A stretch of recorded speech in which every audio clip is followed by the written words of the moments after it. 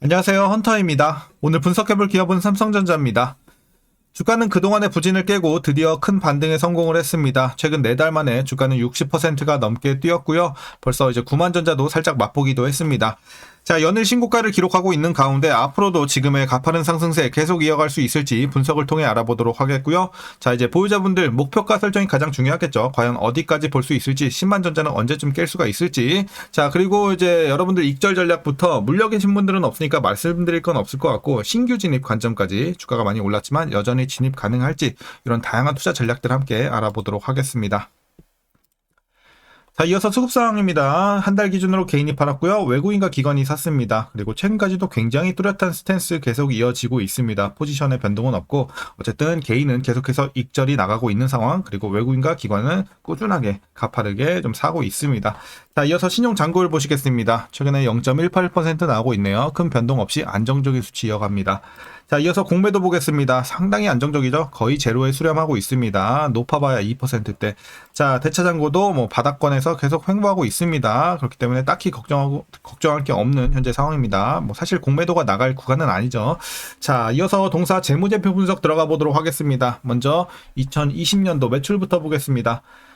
자, 236조, 279조, 300조 돌파. 그리고 이제 재작년에 좀 크게 눌리면서 250조대까지 내려왔습니다. 하지만 바로 300조까지 회복을 했던 작년. 자, 올해는 소폭 더 올라가면서 318조까지 올라갑니다. 향후에는 더 가파른 상승세 예상을 해볼 수가 있겠습니다. 자, 영업이익 보겠습니다. 35조, 51조. 자, 꺾이면서 43, 6조까지 내려왔고요. 그리고 작년 반등 성공 마찬가지로 크게 뜁니다. 32조. 그리고 올해는 좀 쉬어가요. 30조 살짝 눌리고 내년부터 가파른 반등 45조 엄청나죠. 그리고 후년에는 50조 이런 식으로 꾸준한 상승 기대가 되고 있습니다. 자, 당기순이익도 마찬가지로 올해는 좀 쉬어가고 내년부터 큰 반등 기대가 되고 있습니다. 전반적인 실적은 뭐 나쁘진 않습니다. 하지만 올해보단 내년이 좀 더 기대가 되고 있다 정도로 보시면 될 것 같고요. 자, 이어서 분기별로 전년 대비 영업이익만 한번 비교해 보도록 하겠습니다. 먼저 지난 2분기에는 10조에서 4조로 좀 크게 눌렸습니다. 반토막이 좀 더 났고 3분기 9조 1000에서 9조 6천 드디어 전년 대비 조금 올라가는 모습입니다. 그래서 확실히 좀 나아졌다는 것을 볼 수가 있겠고 전 분기 대비해서도 2배 정도.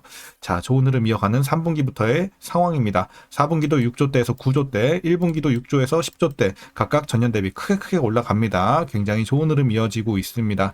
자, 이어서 부채 비율 살펴보도록 하겠습니다. 과거에도 높진 않았어요. 30대, 그리고 최근에는 20대까지 진입을 하면서 횡보하고 있습니다. 상당히 안정적인 부채 비율 좋아 보입니다. 향후에도 비슷한 수치 보시면 될 것 같고요.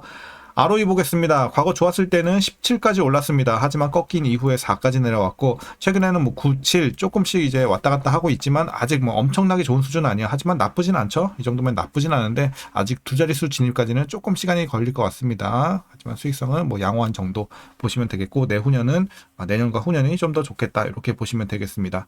자, EPS도 같은 흐름입니다. 올해 살짝 쉬었다 내년부터 반등. 자, 그리고 배당금은 올해 1523원 예상치가 나오고 있습니다. 그래서 만일 이대로 배당을 하게 된다면 현재 주가 기준으로 계산했을 때 배당 수익률은 약 1.78% 기대해 볼 수 있겠습니다. 배당은 일단 좀 낮아지긴 했어요. 주가가 너무 많이 올랐기 때문에. 그래서 좀 소소하게 챙겨간다 보시면 되겠고 마지막으로 현재 PER은 18.76배, PBR은 1.39배 나오고 있습니다. 자, 그래서 현재 주가 밸류에이션 상황은요. 최근에 주가가 이제 너무 많이 올랐기 때문에 이제는 저평가 구간까지는 아니고 지금은 적정 주가 근처다 이렇게 보시면 될 것 같습니다. 실적 대비 주가는 제가치 받고 있는 현재 상황이다. 그래서 비싸지도 싸지도 않은 고평가도 저평가도 아닌 제가 받고 있는 적정 주가 근처입니다.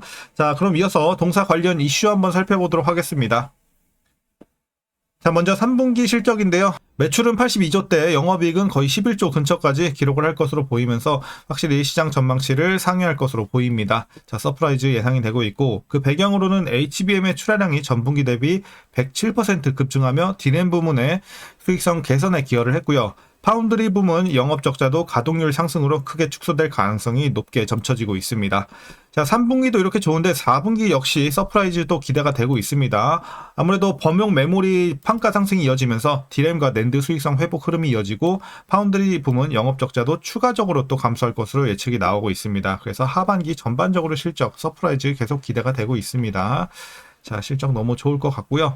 자, 이어서 HBM을 둘러싼 기회가 이제 업계 전반의 성장률을 상회하고 있고, AI 서버와 모바일 D램 수요 확대에 따라서 범용 메모리 가격 상승세도 탄력을 받고 있는 상황입니다. 그리고 공급 부족이 전방위적으로 심화가 되고 있으며 메모리 산업은 27년경 정점에 도달할 것으로 보여지고 있습니다. 자, 이런 업황도 좋고요. 자, 이어서 예상보다 빠른 메모리 가격 회복에 따라서 삼성전자의 내년 D램 평균 판매 단가 상승률을 6.2%포인트 이 정도 상승 조정을 했습니다.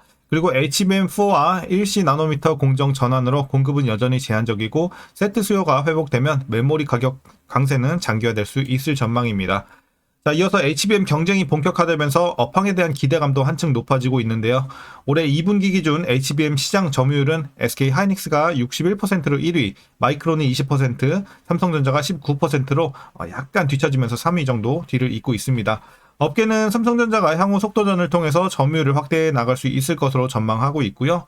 그리고 동사는 최근 엔비디아로부터 HBM3 12단의 제품의 품질 테스트를 통과해 구매 주문을 받은 것으로 알려졌습니다. 그리고 이는 지난해 2월 해당 제품을 개발 완료한 이후 약 18개월 만에 이룬 성과라고 하니까 참고하시면 되겠고요. 자, 이제 마지막 이슈입니다. 내년 출시될 엔비디아의 차세대 GPU 루빈에 탑재될 HBM4에서는 삼성전자가 경쟁사 대비 우위를 점할 가능성이 크다, 이렇게 보여지는데요. 삼성전자의 HBM4는 데이터 처리 속도에서 공급사 중 가장 높은 수준인 11기가 bps를 구현을 해서 엔비디아의 스펙 상향 요구와 물량 확대 수요를 모두 충족시킬 수 있기 때문입니다. 자, 그래서 엔비디아 관련해서도 상당히 좀 기대가 되고 있고요. 자, 최근 이슈 여기까지 설명드리도록 하겠습니다. 지금 뭐 상당히 호재들이 많이 즐비해 있는 상황이죠. 자, 그럼 이제 마지막으로 여러분들 투자 전략 설명드리면서 영상 마무리하도록 하겠습니다. 자, 먼저 신규 진입 관점에서는 반대 의견 드리도록 하겠습니다. 일단 주가가 너무 많이 올랐기 때문입니다. 지금 들어가서 막 엄청 위험하다 느낌까지는 아니지만 확실히 이제 과매수 구간 진입한 지도 오래됐고 확실히 저평가 구간에서 또 벗어났기 때문에 지금 들어갔을 때 향후의 메리트, 상승 여력은 조금 아쉽지 않나라는 관점입니다. 그래서 오히려 개인적으로는 지금 신규 진입에서는 좀 더 탄력적으로 오를 수 있는 저평가 종목을 찾아서 들어가는 게 맞지 이미 많이 오른 종목을 들어가는 것은 비추입니다. 그래서 반대 의견 드리도록 하겠고요. 자, 이어서 보유자분들 대응 전략입니다. 먼저 목표가부터 설정하겠습니다. 자, 차트 표시는 좀 힘들 것 같습니다. 11만원 제시하도록 하겠습니다. 그래서 따로 적어두시면 될 것 같습니다. 11만원까지 보시면 될 것 같고요. 목표 주가. 자, 그리고 이제 여러분들 익절이 중요하겠죠. 언제부터 익절해 나가시냐. 자, 지금부터는 그래도 슬슬 입절 시작하시는 게 좋을 것 같아요. 안 하신 분들은. 그래서 지금 뭐 많이 입줄이라는 게 아니라 한 20%, 30% 이런 식으로 야금야금 조금씩 줄여 나가시다가 맥스로는 11만원까지 보시면 되겠고, 나는 좀 안전하게 보겠다 하시는 분들은 10만원까지 보시면 될 것 같습니다. 다만 맥스는 어쨌든 11만원까지다, 이렇게 보시면 되겠고, 오를 때마다 분할로 잘 익절해 나가시길 바라겠습니다. 지금부터 조금씩 줄여 나가세요. 자, 그럼 이제 마지막으로 위에서 물려 계신 분들 대응 전략입니다. 자, 일단 주봉상 봐도 지금 뭐 맥스가 96,000원 정도 형성이 되어 있거든요. 그래서 물리신 분들은 지금은 없을 거라고 생각이 됩니다. 이미 여기서 평단 관리가 끝났을 거기 때문에 지금은 이제 대부분 다 익절하는 구간이지 않을까. 그래서 따로 말씀드릴 건 없을 것 같고, 뭐 마지막으로 하나 더 말씀드리자면 제가 뭐 제목에서 말씀드렸다시피 이 10만 전자는 그럼 언제 가냐? 제가 봤을 때는 한 올해 말에서 내년 초쯤 예상하고 있습니다. 그때쯤에는 이제 10만 전자 좀 터치해 볼 수 있지 않을까 개인적으로 보고 있기 때문에 삼성전자 보유자분들은 이제 걱정은 없죠. 향후에 이제 오를 일만 남았기 때문에 이제 언제 익절할지 그것만 잘 여러분들 판단하시면 될 것 같습니다. 그래서 잘 보유해 나가시다가 여러분들 이제 수익 잘 내고 나오시길 바라겠습니다. 자, 오늘 영상 그럼 여기까지 설명드리겠고요. 오늘도 시청해 주셔서 감사합니다.